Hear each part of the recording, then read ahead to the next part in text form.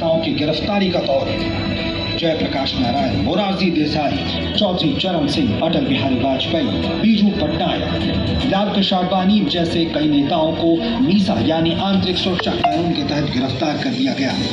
ऐसा लगा कि पूरा देश जैसे बड़े जेल खाने में बदल गया हो, क्योंकि 1 लाख से ज्यादा लोगों को जेलों में ठूंस दिया गया।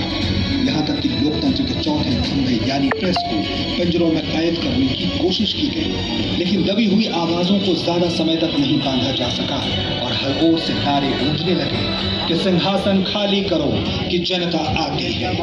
आपातकाल लागू करने के लगभग 21 महीनों के बाद 21 मार्च 1977 को विरोध की लहर तेज होता देख प्रधानमंत्री इंदिरा गांधी ने लोकसभा भंग कर चुनाव कराने की सिफारिश कर दी।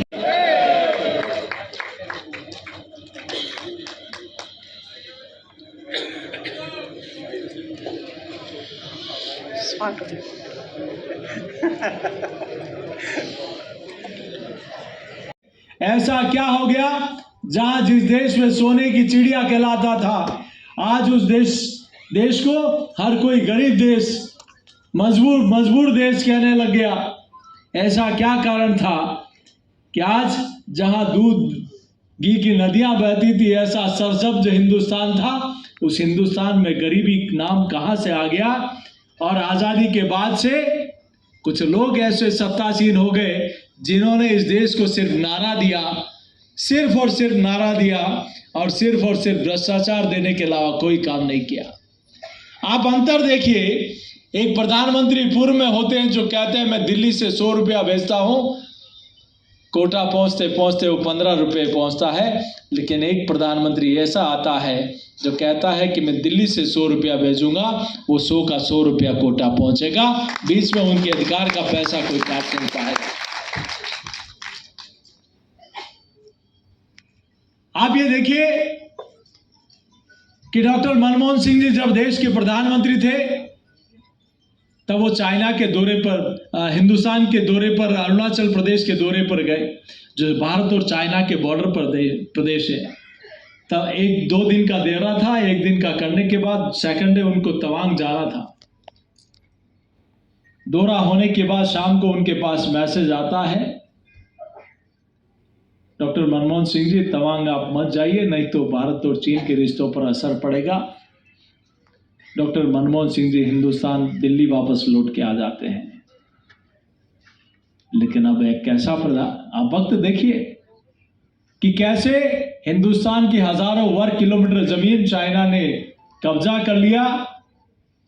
तब नेहरू जी सदन में के सामने सांसद त्यागी जी उठकर खड़े होते हैं कि हमारी इतनी वर्ग किलोमीटर जमीन चाइना ने कब्जा कर ली, नेहरू जी क्या कर रहे हैं आप, आपकी सरकार क्या कर रही है। तो नेहरू जी कहते हैं कि यह बंजर जमीन है, अगर किसी ने ले ली तो क्या फर्क पड़ता है। सांसद त्यागी जी भी मेरे जैसे ही थे, सर से टोपी हटाई, बोले मेरे सर पे बाल नहीं है तो इसको काट के फेंक देंगे क्या, वो हमारी जमीन है, हमारा जमीन का टुकड़ा है, हमारा माँ इस देश का अभिन्न अंग है। लेकिन वक्त बदला है मित्रों।